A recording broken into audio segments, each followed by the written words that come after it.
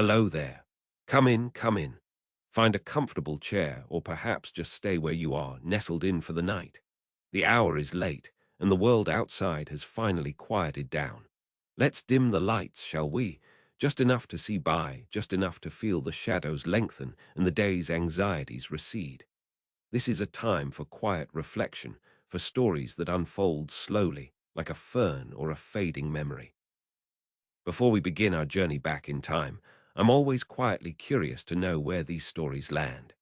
If you feel so inclined, perhaps leave a small note in the comments, just mentioning where in the world you're listening from tonight.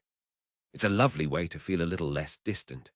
And of course, if you find some solace here in our little corner of the past, a quiet like, a gentle subscription, or any other form of support you're comfortable with is always deeply appreciated.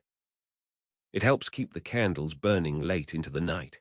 Now, settle in. Let's talk about Rome. Not the Rome of emperors and eagles, but the Rome of footsteps, of cooking smoke, of a million ordinary lives packed together in the greatest city on earth. Let's talk about where they all lived. When we picture the city of Rome, our minds are conditioned to conjure images of impassable grandeur. We see the stark white marble of the Forum, the bone-like arches of the Colosseum standing against a Mediterranean sky, the dignified porticos of temples dedicated to gods whose names are now just whispers in mythology. We imagine senators in their pristine togas debating the fate of the world, and aristocrats reclining in their spacious, mosaic-floored villas, their asterisk domus asterisk, contemplating philosophy or poetry in a sun-dappled courtyard. This is the Rome of postcards, the Rome of epic films, the Rome of our collective imagination. And it is, of course, true. It existed. But it was a vanishingly small part of the lived reality for the overwhelming majority of the city's inhabitants. For every one patrician lounging in his private garden, there were 1,000 others, the shopkeepers, the artisans, the dockworkers, the freedmen, the tavern keepers, the scribes, the vast, teeming, anonymous multitude known simply as the asterisk plebs urbana asterisk, who lived in a completely different world. Their Rome was not a city of horizontal, serene luxury, but of vertical, precarious, and deafeningly loud existence. To find where the common Roman lived, you must lift your gaze from the famous ruins on the ground and look up, into the ghosts of the buildings that once towered over them. The apartment blocks, the tenements, the great urban hives known as the asterisk insulae asterisk. The word insula literally means island. It's a wonderfully evocative term. In a literal sense, it referred to a city block, an island of construction surrounded on all four sides by streets, just as a geographical island is surrounded by water. But in a more profound sense, each insula was an island of humanity, a self-contained world teeming with its own ecosystem of commerce, gossip, family life, and survival. These were not the elegant, inward-facing homes of the wealthy.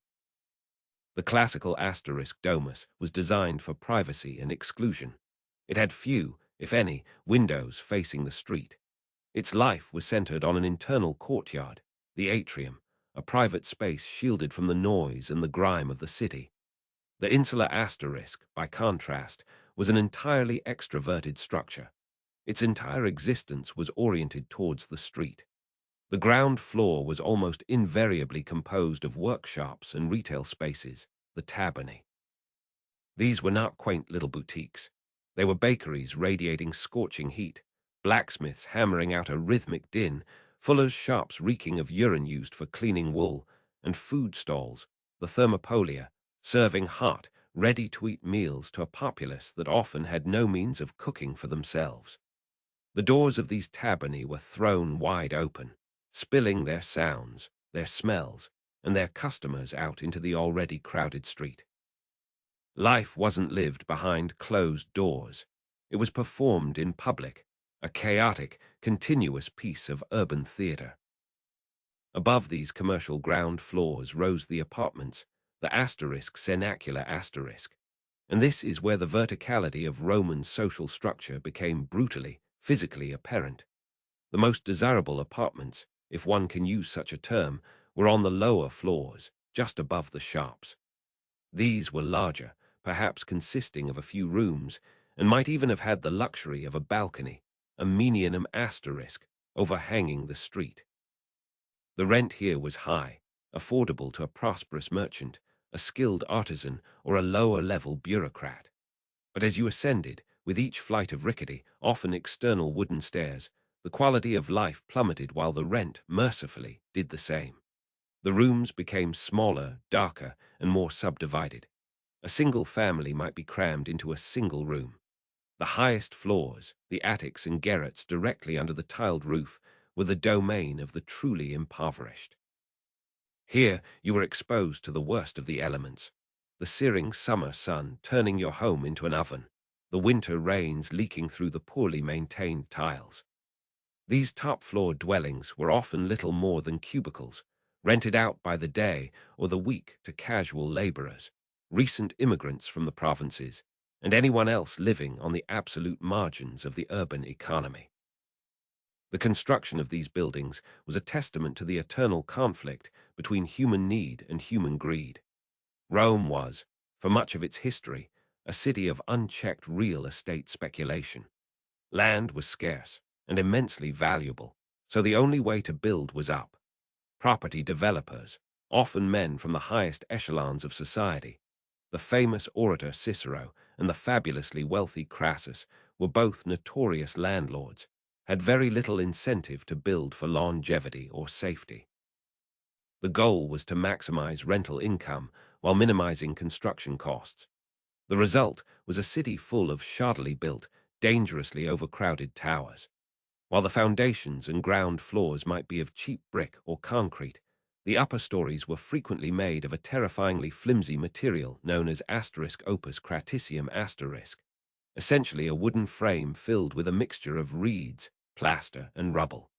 It was cheap, it was fast, and it was spectacularly flammable.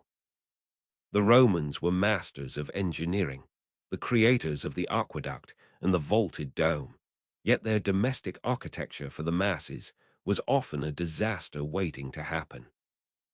The satirist Juvenal, writing in the late 1st and early 2nd centuries AD, paints a grimly vivid picture.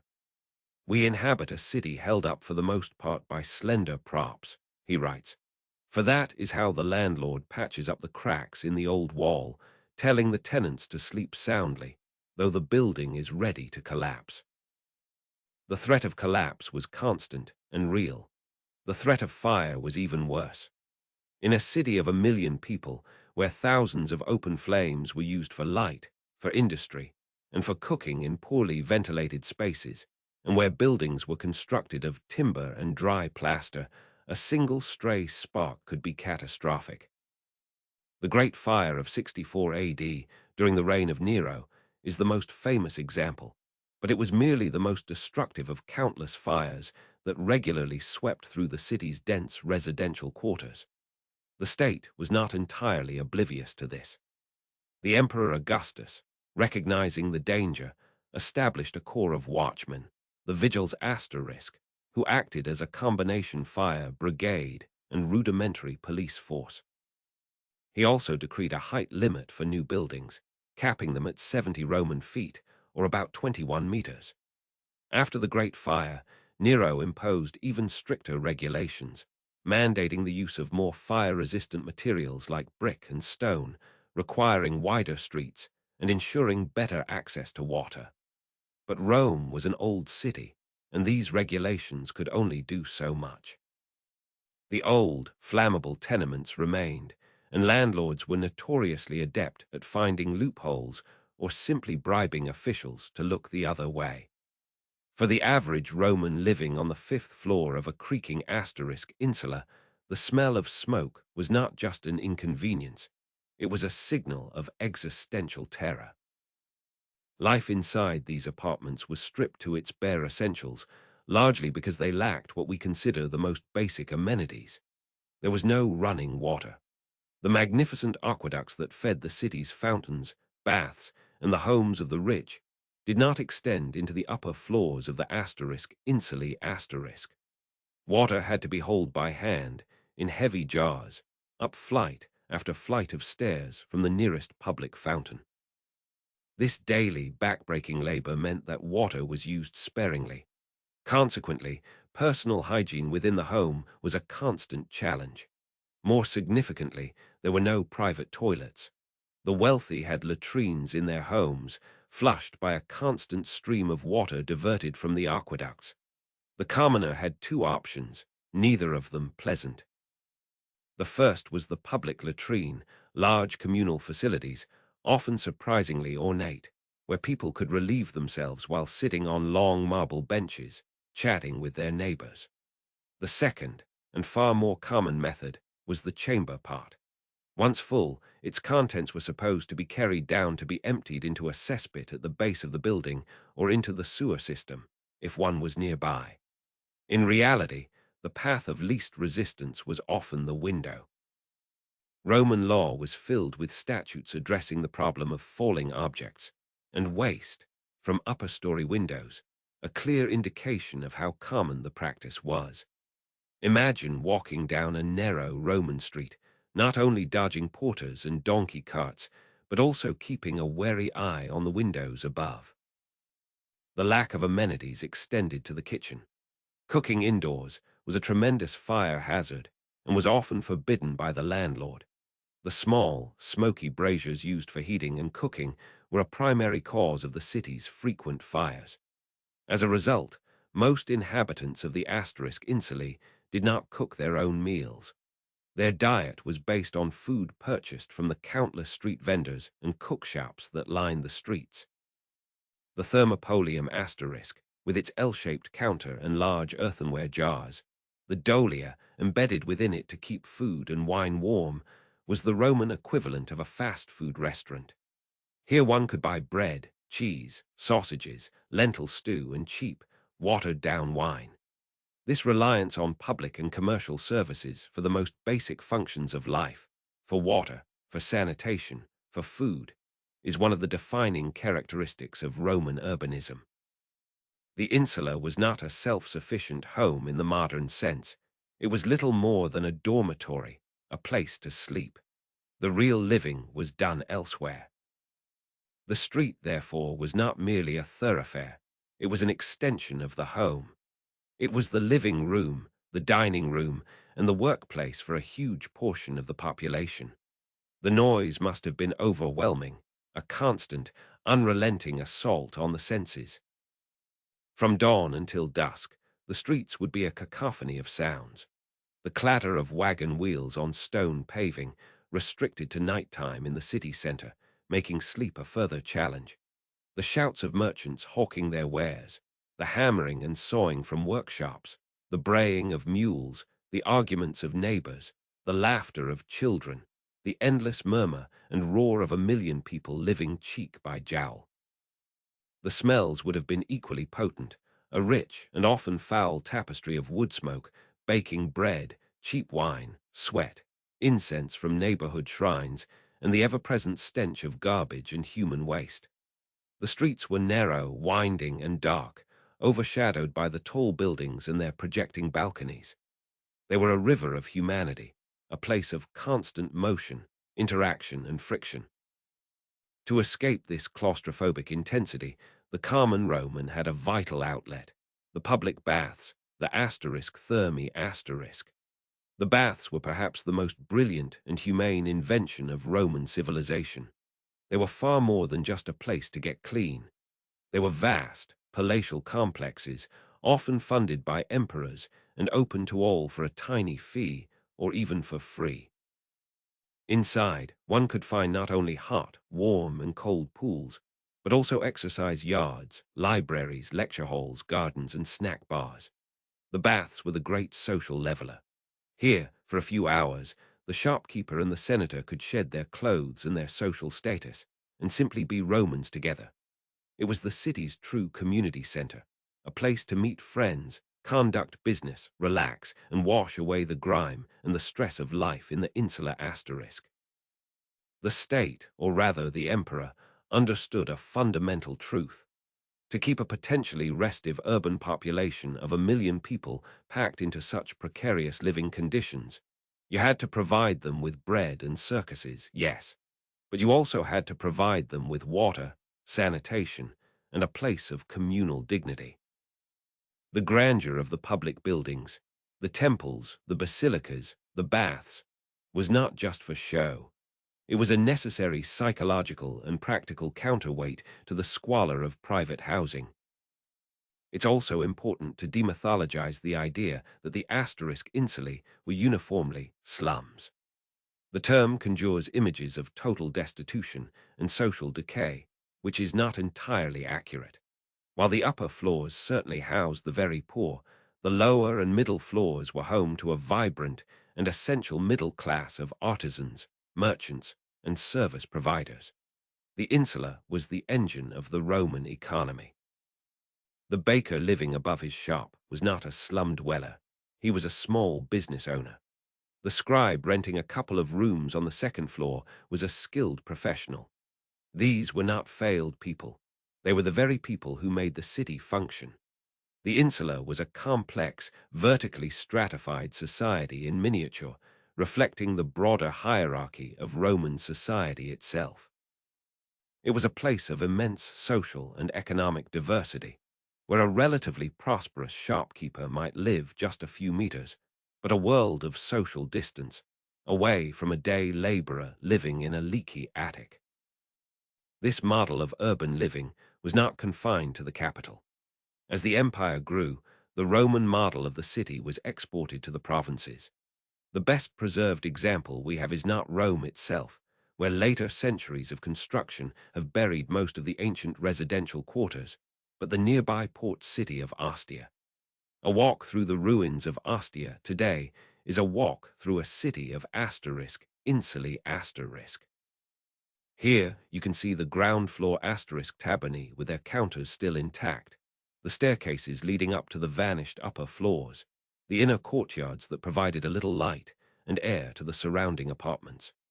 You can see the grander apartment blocks, built of fine brickwork, with larger rooms and decorative mosaics, clearly intended for a more affluent class of tenant, perhaps the shipping magnates and grain merchants who grew rich from Ostia's trade. And you can see the more utilitarian, densely packed blocks for the dockworkers and sailors. Ostia confirms what the literary sources tell us about Rome, that the insular asterisk was the standard solution to the problem of housing a large, non-elite urban population. It was a flexible and efficient model, for all its manifest dangers and discomforts. So, where did the Roman commoner live? They lived in a world of constant noise, in cramped quarters, under the perpetual threat of fire and collapse. They lived without the basic amenities of running water, private sanitation, or a proper kitchen. They lived in a state of extreme insecurity, often at the mercy of unscrupulous landlords and the whims of a volatile urban economy. This is the unromantic reality that lies beneath the gleaming marble of our imagination. But to leave it, there would be to tell only half the story.